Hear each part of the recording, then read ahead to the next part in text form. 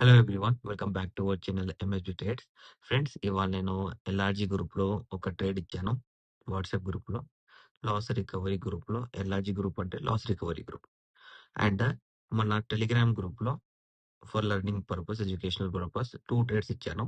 2 trades first టార్గెటే achieve అయ్యాయి. Second target అనేది achieve కాలేదు. అండ్ దాని తర్వాత నాకు నా గ్రూప్ మెంబర్స్ ప్రాఫిట్ చేసే స్క్రీన్ షాట్ పంపించారు. అది నేను అప్డేట్ అనేది చేశాను. సో ఇవాళ ఫస్ట్ మాట్లాడబోయే టాపిక్ వచ్చేసి టార్గెట్స్. ఇది ఆల్రెడీ నేను చాలా సార్లు మాట్లాడాను, అయినా నేను మళ్ళీ మాట్లాడతాను. ఓకే, ఇప్పుడు నేను మార్కెట్ లో ఏదైనా ఒక ట్రేడ్ ఇచ్చాను అనుకుందాం. లెర్నింగ్ పర్పస్ అయినా అనుకుందాం, ఎడ్యుకేషనల్ పర్పస్ అయినా అనుకుందాం, ఎందుకంటే దానికోసం ఇస్తాను, వేరే పర్పస్ కి ఇవ్వను. ఓకే, 94 లో నేను ట్రేడ్ ఇచ్చాను.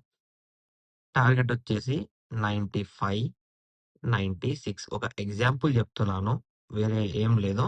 మరింత దగ్గర ఎవరు టార్గెట్స్ ఇవ్వరు, జస్ట్ ఎగ్జాంపుల్ గా చూపిస్తున్నాను.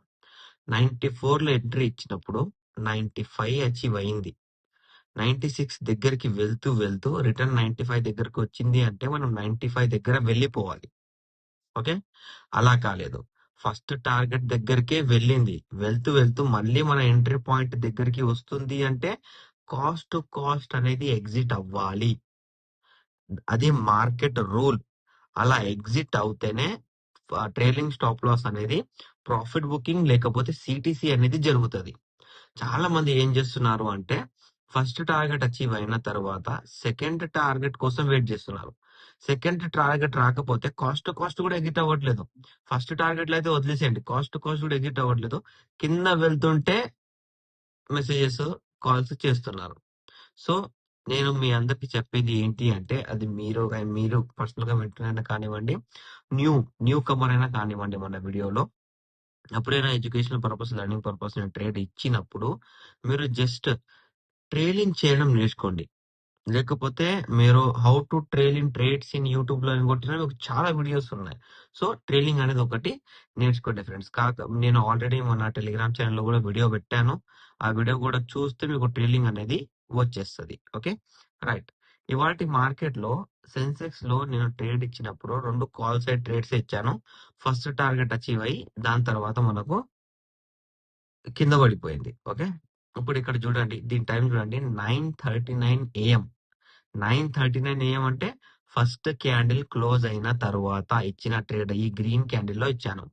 ఈ గ్రీన్ క్యాండిల్ లో ట్రేడ్ ఎందుకు ఇచ్చాను అంటే క్యాండిల్ రన్నింగ్ లో ఉండంగానే ఇచ్చాను. ఎందుకు ఇచ్చాను అంటే బికాస్ మార్కెట్ లో ప్రీవియస్ డైరెక్ట్ బ్రేక్అవుట్ పాయింట్ దగ్గర రెడ్ క్యాండిల్ రీటెస్ట్ అయ్యి గ్రీన్ క్యాండిల్ రిజెక్ట్ అయ్యి మీదికి వెళ్తుంటే నేను ఏం చేశాను అంటే ఇక్కడ ట్రేడ్ అనేది ప్రొవైడ్ చేశాను. సో దాట్స్ వై ఇక్కడ మనకు ఆల్ టార్గెట్స్ అయితే అచీవ్ కాలేదు, ఓన్లీ ఫస్ట్ టార్గెట్ అచీవ్ అయింది. మళ్ళీ దాని తర్వాత 12:33 PM. 12:33 PM ఇక్కడ ఇక్కడ రైట్, ఇక్కడ ఇక్కడ 2 క్యాండిల్ కనిపిస్తున్నాయా? ఈ 2 క్యాండిల్ రీటెస్ట్ లో ఈ క్యాండిల్ అనేది గ్రీన్ వెళ్ళి రెడ్ పడిపోయింది. సో ఇక్కడ మనకు ఫస్ట్ టార్గెట్ అచీవ్ అయింది, దాని తర్వాత అచీవ్ కాలేదు. మరి మీకు డౌట్ రావచ్చు, బ్రదర్ ఇంత ఫాలో అవుతుంటే ఇక్కడ ట్రేడ్ ఎందుకు ఇచ్చారు అంటే, కొంచెం బ్యాక్ సైడ్ మనం వెళ్ళిపోతే ప్రీవియస్ డైరెక్ట్ బ్రేక్అవుట్ పాయింట్ అనేది మార్కెట్ లో ఇక్కడ ఉంది. అండ్ దాని కింద ఇండిసిజన్ క్యాండిల్ అనేది ఫామ్ చేసింది. Indecision candle plus no supply candle ఇచ్చి ఇక్కడ కింద పడి పైకి వెళ్తుంటే ఇచ్చాను. దాని తర్వాత రెడ్ క్లోజ్ అయి ఫాల్ అయింది. దాని తర్వాత మళ్ళీ టార్గెట్స్ ఇచ్చింది, 434 ఇచ్చింది. మన స్ట్రైక్ ప్రైస్ వచ్చేసి 84,400 సి. ఓకే, ఇక్కడ హై ఎంత వరకు వెళ్ళింది? 84,431 వెళ్ళింది. అంటే మన out of the money in the money అయిపోయింది. సో ఆల్ టార్గెట్ అచీవ్ అయ్యాయి, బట్ దాని తర్వాత ఫస్ట్ టార్గెట్ కి ట్రైలింగ్ అయింది కాబట్టి న్యాయంగా ఉండాలి మనము. ఫస్ట్ టార్గెట్ తర్వాత ట్రైలింగ్ అయిన తర్వాత second, third all targets achieve అయితే పెట్టొద్దు. సో నేను అలా పెట్టను, మోసం చేయను. ఓకే, కొద్దిసేపటి తర్వాత మళ్ళీ ఆల్ టార్గెట్స్ అచీవ్ అయ్యాయి, బట్ నేను దాన్ని పట్టించుకోలేదు. Okay, right. ఇప్పుడు ఎండ్ ఆఫ్ ది డే లో మన వాట్సాప్ లో ఎల్ఆర్జీ గ్రూప్ ఉంది. ఓకే, చాలా మంది బ్రదర్ మాకు లాస్ అయ్యింది అని నా దగ్గరికి వస్తే నేను ఆ గ్రూప్ లో పెట్టి హెల్ప్ చేస్తుంటాను అనమాట. సో దీని లోపల ఎంట్రీ అనేది 600, ఎగ్జిట్ అనేది 635 కి జరిగింది. 35 పాయింట్స్ ప్రాఫిట్ బుకింగ్. రీజన్ వచ్చేసి ఎప్పుడు ఇచ్చాను? 18 PM. 18 PM ఎక్కడ ఉందండి? ఇక్కడ మీరు చూడండి, 18 PM అనేది ఇక్కడ 12:45. దాని తర్వాత ఇక్కడ చూసుకుంటే 1 ఒకటి సో 1 నుంచి 115 లోపల ఈ క్యాండిల్. సో ఈ క్యాండిల్ ఏం చేసింది అంటే మనకు ప్రీవియస్ బ్రేక్అవుట్ పాయింట్ దగ్గర రెడ్ క్యాండిల్ తర్వాత గ్రీన్ క్యాండిల్ అనేది దాని పైకి క్లోజ్ చేసి మనకి ఇక్కడ ఆర్డర్ బ్లాక్ అనేది జరిగింది.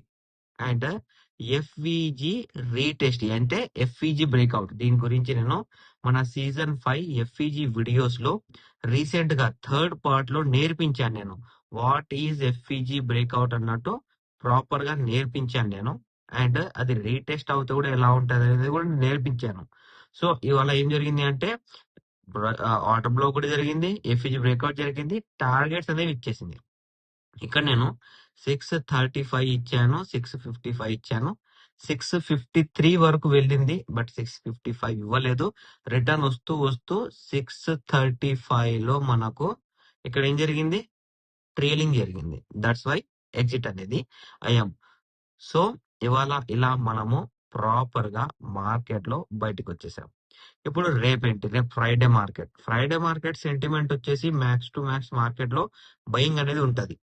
ఓకే, చాలా మంది అది అలా అంటారు, బట్ నిజంగానే ఫ్రైడే మార్కెట్ అనేది బయింగ్ అనేది ఉంటది. సో రేపు మూమెంట్ గనక ఇండైరెక్ట్ బ్రేక్అవుట్ పై జరిగితే బయింగ్, ఇండైరెక్ట్ బ్రేక్అవుట్ కింద బ్రేక్ డౌన్ రీటెస్ట్ రివర్సల్ ఉంటే సెల్లింగ్. సో చూద్దాం మనము. ఇప్పుడు నిఫ్టీలో చూసుకున్నట్లయితే నిఫ్టీలో previous indirect break down point అనేది ఇక్కడ ఉంది. ఓకే, ఇది ఇండైరెక్ట్ బ్రేక్ డౌన్. దాని తర్వాత ఇంకో ఇండైరెక్ట్ బ్రేక్ డౌన్ చూసుకుంటే ఇక్కడ ఉంది. ఓకే, ఈ 2 పాయింట్స్ ఉన్నాయి నిఫ్టీలో. అండ్ ఈ 2 points indirect break down. But నేను చెప్పింది ఏంటి, ఇండైరెక్ట్ బ్రేక్అవుట్. ఇండైరెక్ట్ బ్రేక్అవుట్ అనేది ఎక్కడ ఉంది, ఇండైరెక్ట్ బ్రేక్అవుట్ అనేది ఇక్కడ ఉంది.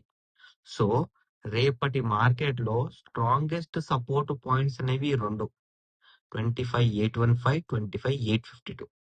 వీకెస్ట్ బ్రేక్ డౌన్ అనేది ఇది. వీకెస్ట్ బ్రేక్ డౌన్ అంటే స్ట్రాంగెస్ట్ బ్రేక్అవుట్. అది ఎలా, సింపుల్ గా direct breakout point red candle తో బ్రేక్ చేసింది కాబట్టి రీటెస్ట్ రివర్సల్ చేయాలి. బట్ కింద స్ట్రాంగెస్ట్ పాయింట్స్ ఉన్నాయి కాబట్టి ఇది గ్రీన్ క్యాండిల్ తో బ్రేక్ చేసి యాజ్ ఏ బ్రేక్అవుట్ పని చేస్తుంది. రేపు ఇలా జరిగితేనే నిఫ్టీలో మనకు బయ్యింగ్ అనేది కన్ఫర్మ్. సేమ్ బ్యాంక్ నిఫ్టీ వచ్చేసి కూడా సేమ్ బ్రేక్ డౌన్ పాయింట్స్ ఉన్నాయి. ఒక బ్రేక్ డౌన్ పాయింట్ వచ్చేసి ఇక్కడ indirect break down, second indirect break down point వచ్చేసి ఇక్కడ. ఓకే, ఈ 2 indirect break down points. And market ఇవాళ ఆల్రెడీ బ్రేక్అవుట్ సపోర్ట్ పట్టుకుంది కాబట్టి మనకు నియరెస్ట్ బ్రేక్అవుట్ పాయింట్ అనేది ఇది. అండ్ ఇవాళ మార్కెట్ ఇక్కడికి వెళ్ళే రీటెస్ట్ అనేది జరిగింది.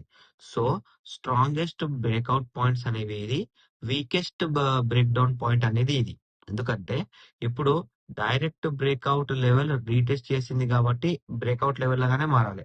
బట్ అది స్ట్రాంగెస్ట్ బ్రేక్అవుట్ లెవెల్ లాగా మారాలి అంటే ఇక్కడ నుంచి మనకు రీటెస్ట్ రివర్సల్ అనేది జరగాలి. ఆ రీటెస్ట్ రివర్సల్ పాయింట్ అనేది 59,712 ఇన్ బ్యాంక్ నిఫ్టీ. సెన్సెక్స్ చూసుకున్నట్లయితే సెన్సెక్స్ లో సేమ్ మన నిఫ్టీ లాగానే ఈ పాయింట్ అనేది చాలా ఇంపార్టెంట్.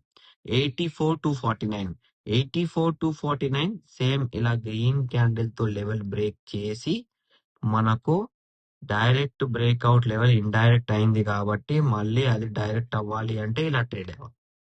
సో ఇంపార్టెంట్ లెవెల్ వచ్చేసి సెన్సెక్స్ లో 84,249, బ్యాంక్ నిఫ్టీలో వచ్చేసి 59,712 అండ్ నిఫ్టీలో వచ్చేసి 25,893. ఇది నా అనాలిసిస్ ఫర్ 9th January 2026. మీకు నా అనాలిసిస్ నచ్చినట్లయితే మన వీడియో లైక్ చేయండి, షేర్ చేయండి, మన యూట్యూబ్ ఛానల్ సబ్స్క్రైబ్ చేసుకోండి. Thank you for watching my video.